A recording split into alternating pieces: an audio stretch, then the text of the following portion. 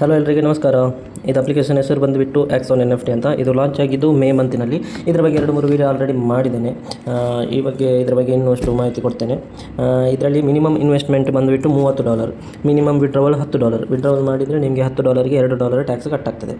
ಮತ್ತು ಇದರಲ್ಲಿ ಹಾಕಿದ ಪ್ರಿನ್ಸಿಪಲನ್ನು ನೀವು ಯಾವಾಗ ಬೇಕಾದರೆ ವಿಡ್ರಾ ಮಾಡ್ಬೋದು.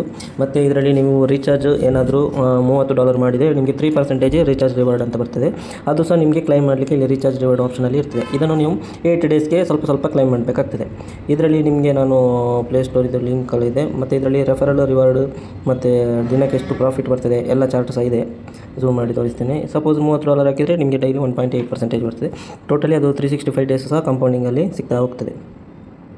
ಓಕೆ, ಇದರಲ್ಲಿ ಇದರಲ್ಲಿ ಇನ್ನೊಂದು ಚಾರ್ಟ್ ಇತ್ತು, ಅದು ಇದರಲ್ಲಿಲ್ಲ. ಈ ಆ್ಯಪಿದು ಲಿಂಕನ್ನು ಡಿಸ್ಕ್ರಿಪ್ಷನಲ್ಲಿ ಕೊಟ್ಟಿರ್ತೇನೆ. ಯಾರಾದರೂ ಬೇಕಿದ್ದರೆ ಜಾಯ್ನ್ ಮಾಡ್ಕೊಳ್ಳಿ. Thank you.